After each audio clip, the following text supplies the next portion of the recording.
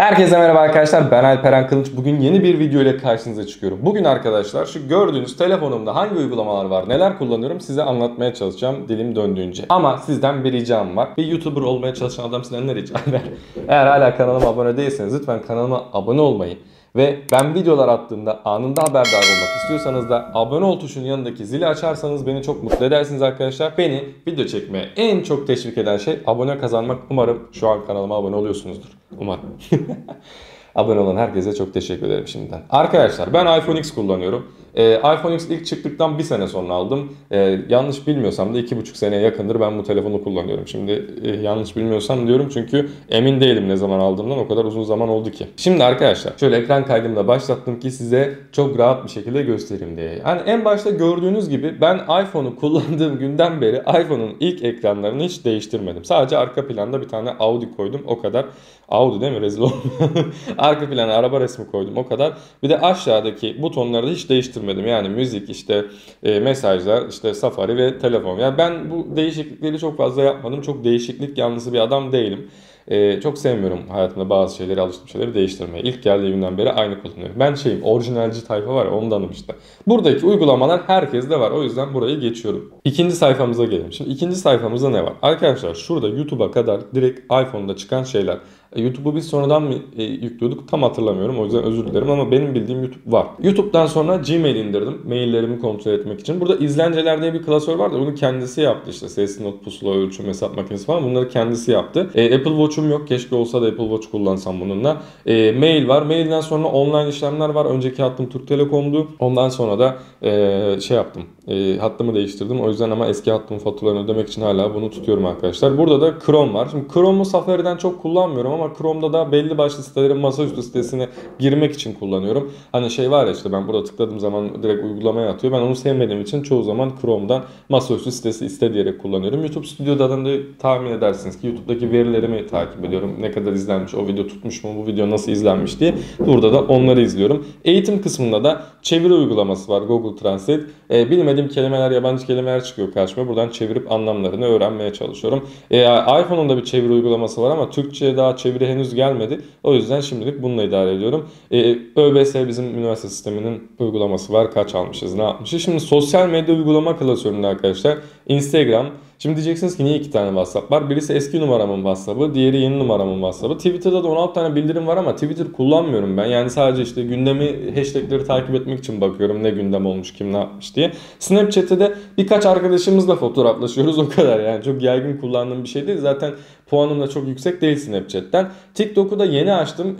Böyle kaliteli içerikler üretmeye çalışıyoruz. TikTok kullanıcı adım, Instagram kullanıcı adımla aynı. Şuradan ulaşabilirsiniz ona da. Yayda da yay atmak deniyor aslında. Yayı da profilimi koydum. Yay kullanıyorsanız beni de takip edebilirsiniz oradan. Yayda da arada aklıma güzel sözler gelince onları kullanıyorum arkadaşlar. Finans kısmına çok girmeyeceğim. Burada ailemin ve benim kullandığım bankaların uygulamaları var. İşte oradan işte onların yapamadığı işlemlerde onlara yardımcı olmaya çalışıyorum. Burada arkadaşlar Trendyol, Zubizu ve hepsi burada var. Şimdi Zubizu'yu niye kullanıyorum? Shell'den mazot alırken bayağı yararlı oluyor. Bayağı puan biriktiriyorum Zubizu'dan. O yüzden Zubizu kullanıyorum. Hepsi burada. Trendyol herkes de vardır diye düşünüyorum. Hopi'de de bazen güzel kampanyalar oluyor. Tavsiye ederim. Onu da kullanabilirsiniz. Mavilis ve Polo'nun da bazen kendi uygulamalarına özel çok büyük indirimleri oluyor. O yüzden kullanıyorum. Siz de takip edebilirsiniz bunları indirip. Getir'den de arkadaşlar malum canım bir şey çektiği zaman, gece market kapalı olduğunda onları söylüyorum. Şimdi burada bir kamera işaretinin olduğu bir klasörüm var. Aslında bu klasörü daha düzenlemedim ama layout'u biliyorsunuzdur. Instagram'da story atarken işte çoklu fotoğraf kullanmanıza yarar sağlıyor. Snapseed fotoğraf düzenlemekte kullanıyorum. Şimdi burada Xpand Drive diye bir şey var. Bu ne işe yarıyor peki? Benim bir tane flash'ım var. Ben bunun videosunu aslında çekmiştim böyle. O flash işte iPhone'dan bilgisayara, bilgisayardan iPhone'a veri aktarmanızı sağlıyor. Onu kullanırken bu uygulamanın olması gerekiyor. Taktığınız zaman direkt onu açıyor zaten. iCounter'da şöyle işte dövme yaptırmak isteyenler işte koluna kamerayı tutup falan filan dövmenin nasıl durduğunu bakmasını sağlayan bir uygulama. Ben o yüzden indirmiştim onu. Dövme yaptırmayı bir ara çok istiyordum. Hala istiyorum gerçi ama nasıl duracak diye merak ediyordum. Biraz kilo verdikten sonra tekrar bunu gündeme getirmeyi düşünüyorum. Burada haberler var. Bloomberg, MyNet'ten haberleri takip ediyorum. Ekonomi merakım var. Çok bir bilgim yok ama bilgilenmeye, kültürlenmeye çalışıyorum ekonomi konusunda. Maçkolik'ten de maçları takip ediyorum. Keşke takip etmesem. Hangi takımda olduğumu söylemeye gerek yok herhalde bunun üstünde. Burada da ulaşım uygulamaları var. O-Bilet, Eko-Mobil ile Kent Kart Mobil arkadaşlar benim şehirdeki uygulamalarım. Aslında Ankara'da yaşıyordum ama şimdi Kocaeli'ndeyim. Kocaeli'nde bunları kullanıyorum. Ankara'da çok toplu taşıma kullanmamaya çalışıyorum şu dönemde. Burada maalesef aracım olmadığı için toplu taşımaya devam. O bilette de işte git gel yaparken bilet alıyorum ama hızlı tren bileti alacaksam da buradan E-Biz'ten almaya çalışıyorum arkadaşlar. Burada Google Maps'i de son zamanlarda daha çok kullanıyorum Apple'ın haritalarına göre. Çünkü bana daha yatkın olmaya başladı. Daha iyi geliyor. Hani orada müzik aç falan seçeneği var. O yüzden araba kullanırken Google Maps'i daha çok tercih ediyorum. Oyunlarda çok bir şey yok aslında. Bakmayın şimdi Clash of Clans'la Dive Park'a bir de 101 Plus en son ne zaman girdiğimi ben bile hatırlamıyorum. Bunlar Ramazan'da zaman geçsin diye indirdiğim uygulamalardı. Ama Heyday ve Plague'yu genelde oynuyorum. Bu Plague'yu biliyor musunuz bilmiyorum ama böyle yani bir işte hastalık yayılıyor. Onu yaymaya çalışıyorsunuz falan. O tarz bir uygulama zaten son dönemde malum gündem olduğu için bu da popüler oldu. Heyday'de Facebook zamanında hatırlıyorsunuzdur belki çiftlik kuruyorsunuz falan. O da güzel sarıyor aslında. Arkadaşlarınızla oynuyorsanız güzel bir uygulama. Burada da yemek kısmında da Yemek Sepeti, Starbucks ve Kahve Dünyası var. Şimdi Yemek Sepeti malum acıktığımız zaman evde yemek yapmaya üşendiğimiz zaman Yemek Sepeti'nden söylüyoruz. Starbucks ve Kahve Dünyası'nda kahve alırken avantajlardan yararlanmak için kullanıyorum. Starbucks'ta özellikle bedava kahve peşinde koşturmaktan canımız çıktı. WhatsApp'te WhatsApp web'e girmek için kullanıyorum. Dijital operatörde arkadaşlar yeni hattım Turkcell olduğu için oradan kalan kullanımlarımı takip ediyorum. Bak burada 2 tane var işte. Fotoğraf düzenlemede. Burada şimdi Cam Scanner'ı son zamanlarda ödev atarken PDF gönderirken kullanıyorum.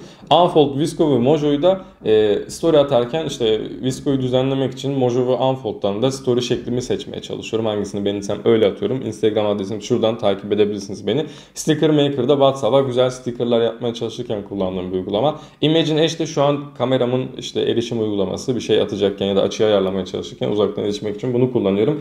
Twitch'te de arkadaşlar Eldrain izliyorum genelde. Oradan selam olsun. Çok telaffuz edemiyorum bazı kelimelere. O da Eldrain gibi yani ne dersiniz Tukan abi izliyoruz işte. Payoneer'de de Payoneer'i de yurt dışında gün gelir de işte benim bir tane daha büyük kanalım var. Sponsorluk alırım diye indirmiştim. Kullanmak nasip olmadı. Umarım kullanmak nasip olur diyelim. Letgo'yu biliyorsunuzdur. İşte kullanmadığım ikinci elleri burada satıyorum ama ben çok yıpranmışları satmıyorum. Ben aldım, kullanmadım, satıyorum. Çok satış yapmıştım zamanında kıyafet konusunda. Çünkü aldım, giymedim öyle durdu. Ben de çok ucuzdan verdim. Hatta şöyle diyeyim 4-5 tane pantolonu bir arada 40 liradan mı ne vermiştim yani hiç giyilmemiş neredeyse. Investing'de de dediğim gibi gene ekonomi alanında kendime kültür oluşturmaya çalışırken buradan ekonomi yazarları ne yazmış onları takip etmeye çalışıyorum. Fast'te de internet hızımı test ediyorum. Yani bazı uygulamalar çok yavaş oluyor ya acaba benim internetimde mi sıkıntı var yoksa uygulama mı lag'a girdi diye buradan kontrol ediyorum. Arabam.com ve sahibinden aslında bir arada söyleyeyim araba bakıyorum. İşte her erkek almasa bile araba bakır muhabbeti doğru. Almayacağım ama bakıyorum ya gün gelir belki alırız imkanımız olur inşallah. O yüzden bakıyorum ve piyasa nasıl takip ediyorum. Çok iç açıcı değil ama. Neyse. Amazon uygulaması. Amazon'dan geçen alışveriş yaptım. Geçen dedim bayağı oluyor aslında. 2 haftaya yakın bir sürede geldi. Sevdim Amazon'da ama tabii ki vergi konusunda yani bir şey ucuz ama daha pahalı hale gelmeye başlıyor. Vergilenme konusunda ben de sıkıntı yaşadım orada açıkçası. Türk Medya 24'te yeni bir sosyal medya platformunda onu kullanmaya çalışıyorum.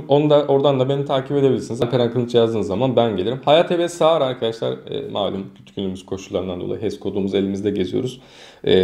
TripAdvisor bir yere gittiğim zaman ya da mesela Ankara'da bile olsam yani gezmediğim bir yer var mı acaba? Kendime yeni bir yer keşfetmek istediğim zaman TripAdvisor kullanıyorum. Gayet güzel tavsiye ederim kullanmanızı. McFit'te de işte spora yazıldım gitmeye çalışıyordum ama şimdi son şeylerden sonra rakamlardan sonra bir korkar oldum. O yüzden çok gitmiyorum maalesef. Keşke sürekli gidebilsem. Bir de şu an Kocaeli de bana çok yakın değil. O da bir etmen ama giderken otobüs kullandığım için çekiniyorum açıkçası.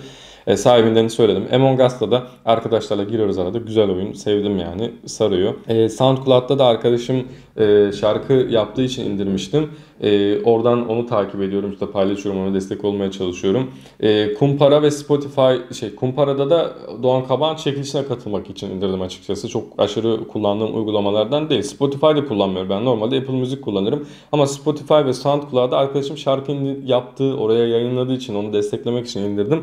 Like atıyorum, story'imde paylaşıyorum. Siz de dinlemek isterseniz eğer şarkıların linkini aşağıda bırakacağım arkadaşlar. Oradan dinleyebilirsiniz. Will Drive'da yeni çıktı. LoL'ün versiyonuymuş. Bunu dün indirdim. indirdim dün gece. Henüz oynama şansım olmadı. Yeni bir uygulama telefonumda aslında. Yani onu da oynamaya çalışacağım arkadaşlar. Benim telefonumdakiler böyle aslında. Benim çok böyle herkesten farklı kullandığım uygulamalar yok. Telefonumda çok uygulama var doğru ama asıl şey benim işte fotoğraf ve şeyler yer kaplıyor bende. Bir bakayım hatta galerimde ne kadar fotoğraf varmış size de söyleyeyim. Şu an benim galerimde aktif olarak yaklaşık 8916 fotoğraf, 644 tane video var. Ya takdir edersiniz ki benim galerimin çok fazla yer kaplıyor telefonumda. Asıl mevzu orada dönüyor zaten. Çok fazla oyun oynamayı seven bir insan değilim. Telefonda çok alışık değilim. Önceden bilgisayardan çok oyun oynardım. Fotoğraf düzenlemek için kullandığım uygulamalar daha çok kullanıyorum telefonda. Bir de işte borsadır, ekonomidir. Onları takip etmeye çalışıyorum. Arkadaşlar bugünlük benden bu kadar.